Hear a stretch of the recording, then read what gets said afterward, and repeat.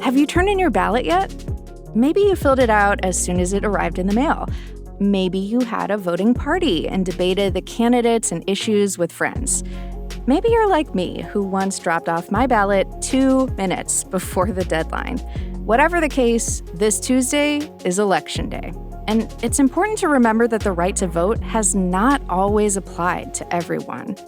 When Oregon became a state, only white men could vote. Kimberly Jensen is a professor of history and gender studies at Western Oregon University. She knows a lot about women's suffrage. When we use the term suffrage, sometimes people think that that means that we're talking about suffering, that it was bad or the movement is about suffering. But actually, the term comes from an older use, the idea to allow. You're going to suffer something, you're going to allow something to happen. And it's really a word that stands for the ability to vote. And while we're talking about language, you'll hear me use the word suffragists rather than suffragettes. That's because suffragettes was actually a demeaning term used to mock the efforts of women fighting for access to the ballot. From the Gert Boyle studio, I'm Jen Chavez, and this is The Evergreen, a podcast from OPB about the place you call home. Most Oregon women won the right to vote in 1912. That was 8 years before the passage of the 19th Amendment, which allowed most women across the United States to cast ballots. I'm saying most women because there were many barriers to voting for women of color that extended well beyond the passage of suffrage. It was a long fight in Oregon, 42 years to be exact, and men rejected the idea 5 times before they passed women's suffrage. Eliza Canty-Jones is the editor of the Oregon Historical Quarterly and chief program officer at the Oregon Historical Society. She paints a picture of what life was like for women around the turn of the 20th century. There are women who are working. There are women who are becoming educated. There are women who are leading their own lives and leading their households. And I'd imagine becoming increasingly angry at their lack of ability to influence the legislation that puts boundaries on their lives. One of the earliest champions for women's suffrage in Oregon was Abigail Scott Duniway. She came with her family to Oregon from Illinois when she was a teenager. They made the journey in an ox-drawn wagon, and it was not easy. Her mother and her youngest brother died along the way. Abigail documented her family's Oregon Trail experience in her journal. She became a school teacher, and later she started her own weekly newspaper to promote equal rights for women, including the right to vote. We are demanding rights, not privileges. We hold that rights are justly ours. We demand the ballot because it is ours and has been unlawfully withheld from us. Abigail Scott Duniway, 1878. That's one of our former OPB colleagues reading Abigail Scott Duniway's words. In 1872, advocates for women's suffrage held a mass meeting in Salem, Oregon. They petitioned the state legislature to pass a law, quote, instructing judges to receive and count the votes of women in their various precincts in the coming November election. That same year, hundreds of women around the country attempted to cast votes in the presidential election. A small group of women in Portland, including Abigail Scott Duniway, participated. At least one of those women, Mary L.J. Beatty, was Black. And this is especially notable because their legal argument for why they should be allowed to vote was based on the 14th and 15th Amendments to the U.S. Constitution, which came at the end of the Civil War. These amendments clarified that any person born or naturalized in the United States is a citizen, and citizenship is, of course, a requirement for voting.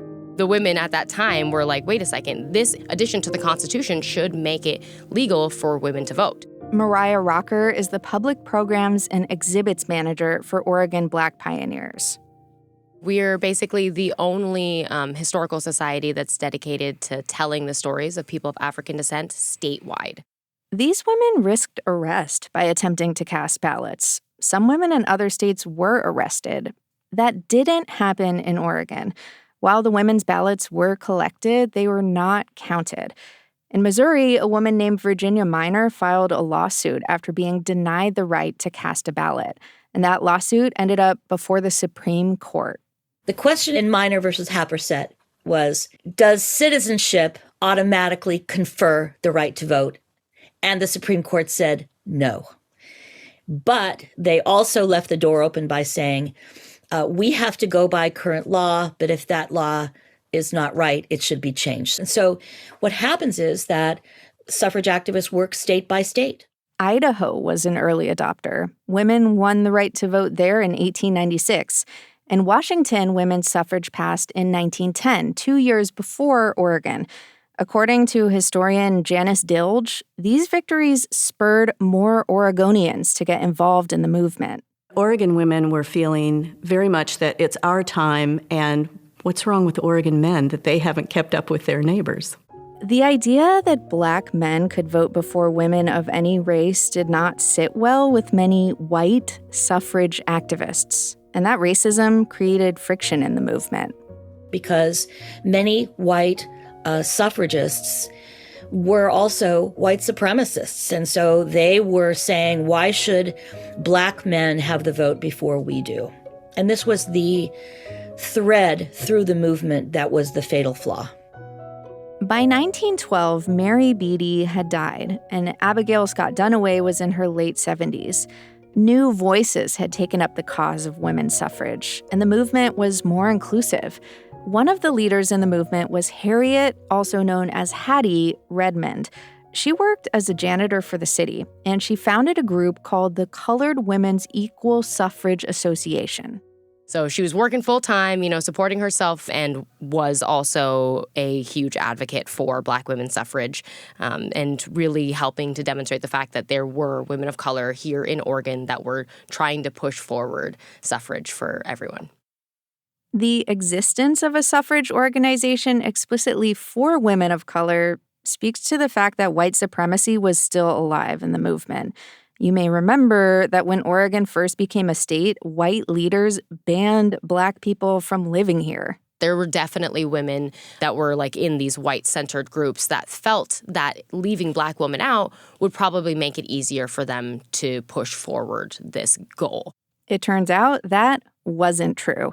The movement gained momentum when women of color became more active in the campaign for women's suffrage. Coming up after a break, how Oregon women finally convinced men to vote for their rights.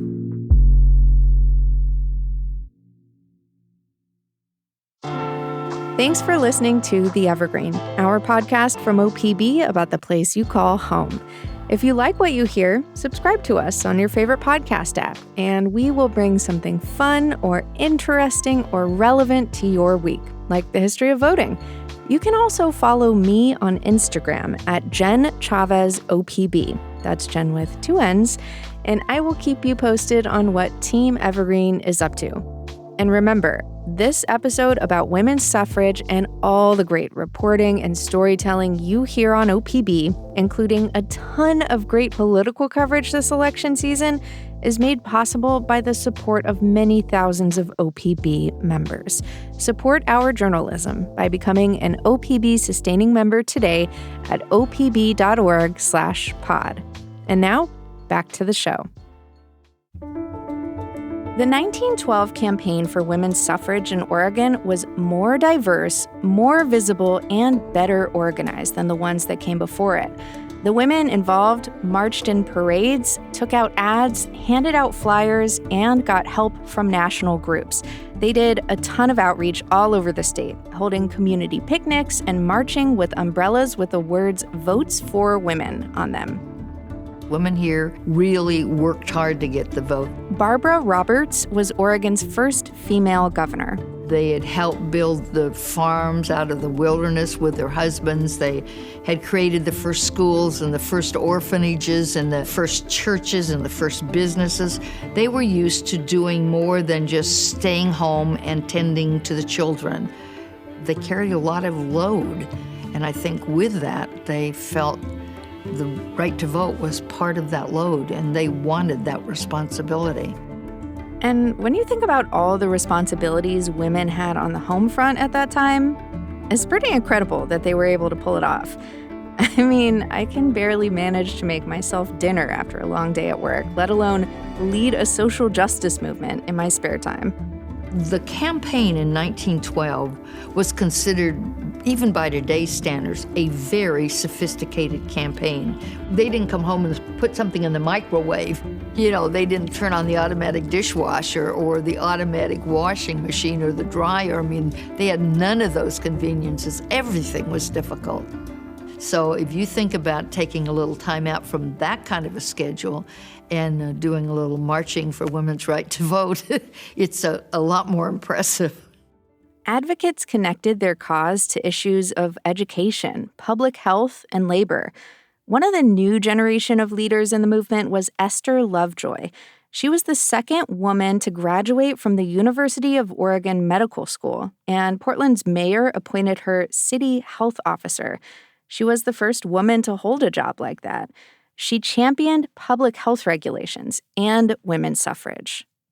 Esther Lovejoy became a supporter of votes for women because it was right and just, but also because of her experiences. And she had a very personal reason for doing this. Her son, Freddie, died in 1908 from what she believed was impure milk. And so she engaged in a very personal campaign. Lovejoy wanted to have a voice in passing food safety regulations. But even with a sophisticated statewide campaign, women faced opposition to their right to vote. The question is between those who honor women in the home and would protect her as wife and mother, and those who would impose upon her jury service and political responsibility. Wallace McCament, 1912. And it wasn't just men who spoke out against women's suffrage. There were some women who didn't think voting was for them.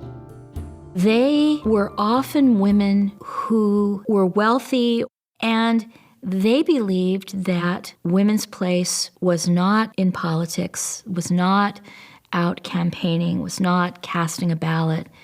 In fact, they saw politics as really dirty, corrupting, outside of the realm of women and women's influence. But eventually, the campaigning worked. On November 5th, 1912, Oregon men voted for the 6th time on women's suffrage.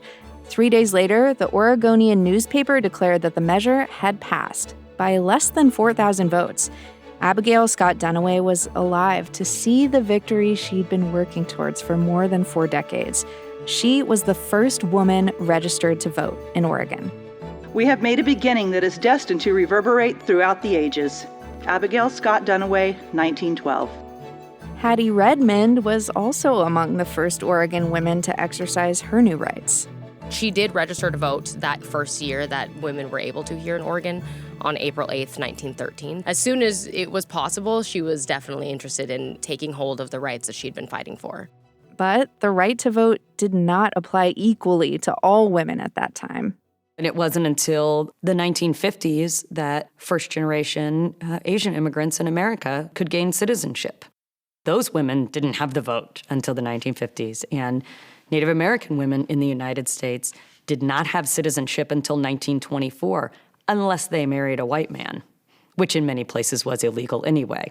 Despite the hard work of women of color like Harriet Redmond, many Black women were not able to vote because of racist policies such as literacy tests, poll taxes, and laws set up to prevent descendants of enslaved people from voting. Many of these barriers persisted until the passage of the 1965 Voting Rights Act. There's room for improvement, there's room for change, and we have to keep proving ourselves. But that's okay, because we can. The women who had pushed so hard for the right to vote in Oregon kept up their activism. They successfully advocated for workmen's comp, teacher pensions, school bonds, abolishing the death penalty, monthly pensions for single mothers, safe milk regulations, and the prohibition of alcohol at the state level. Public health improved, and child mortality rates dropped. Many of the activists who'd been involved in the fight for women's suffrage in Oregon turned their attention to the national campaign. They took their picket signs to Washington, D.C. In the First World War climate, where to criticize the government was not only seen as wrong, but it was illegal, They were taking a lot of risks when they began to have signs that called Woodrow Wilson Kaiser Wilson, and to say, how can you say this is a war to make the world safe for democracy when we don't have democracy in our own nation? Many women were arrested at these protests in the nation's capital. In jail, some of them engaged in a hunger strike and were subjected to force feeding. I was held down by 5 people. I refused to open mouth. Doctor pushed tube up my left nostril. It hurts nose and throat very much and makes the nose bleed freely.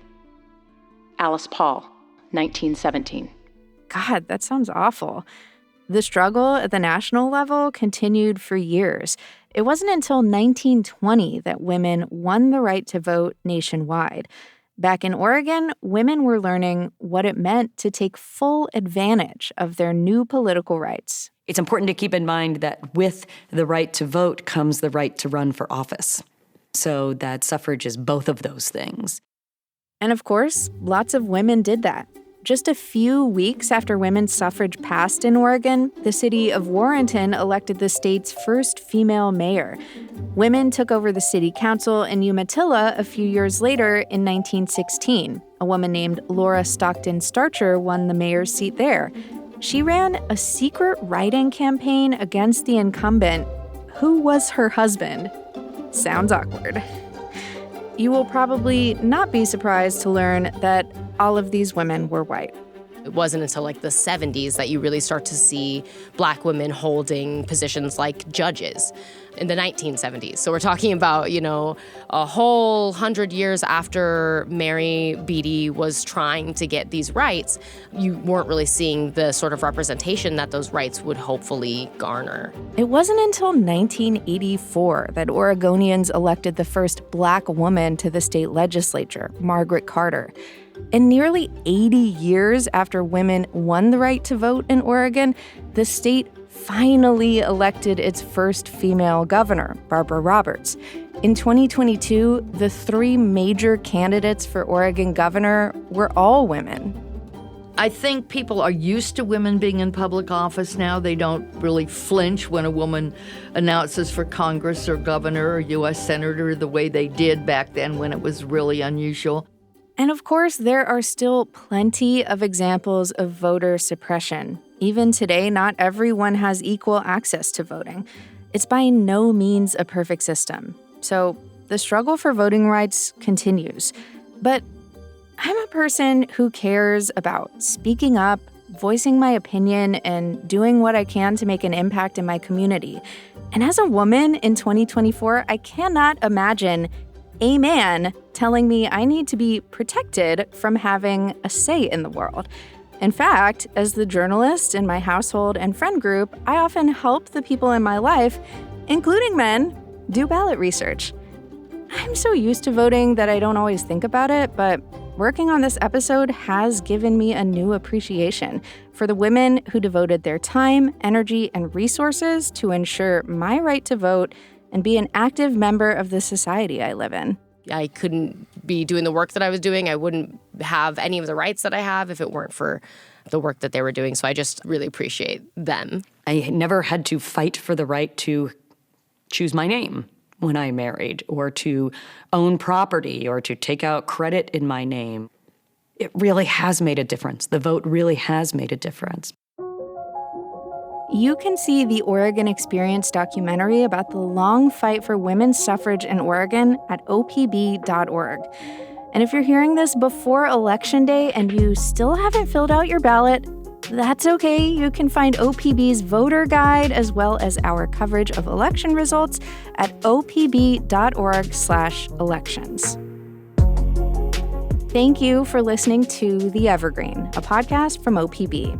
And before we go, I always want to take the opportunity to shout out some of our listeners who've been reaching out with feedback and kind words about our show. Our recent episode about the hen party resonated with many of you on OPB's Facebook page.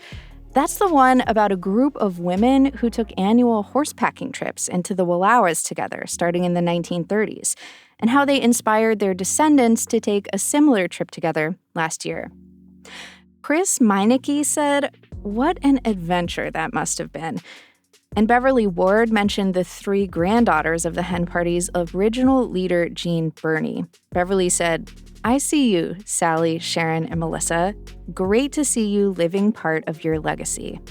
So many good vibes on that post. And what I especially loved to see was so many people tagging their friends to recommend the episode. Thank you all so much for listening. Julie Sabatier produced this episode, and our technical director is Stephen Cray. The OPB podcast team also includes Mia Estrada and Sage Van Wing. The interviews in this episode were conducted by Cammie Horton, Lisa Swin Callum, Greg Bond, Nicholas Fisher, Randy Layton, William Ward, Allison Frost, and Julie Sabatier. And the voices of historical figures were provided by Loie Piscatelli, Allison Frost, and Mike Midlow. The music in this episode is from Audio Network. And if you have a question for us, please reach out. You can email us at theevergreen@opb.org. I'm Jen Chavez. Catch you later. So I was looking for a cheaper house because I was newly divorced, and I called to transfer in my new cheaper house the phone into my name, and the phone company told me I'd need a huge deposit or I would need the co-signing of a male relative, and I was furious. I was just furious because they told me that. So what I did was I fibbed to the man on the phone, and I said, when the form arrives, this is the approval form, I will take it to my father at the nursing home since I need to deliver his welfare check anyway. He'll be happy to sign the form for me. There was a rather long pause, and then I added, you asked me no questions about my ability to pay. I'm 36 years old. I've been on my job for 8 years. I pay all my bills on time. However, you were willing to accept my father's signature without knowing a single thing about him. 2 things happened on that long ago 1972 day. I got a telephone in my own name, and I became a feminist.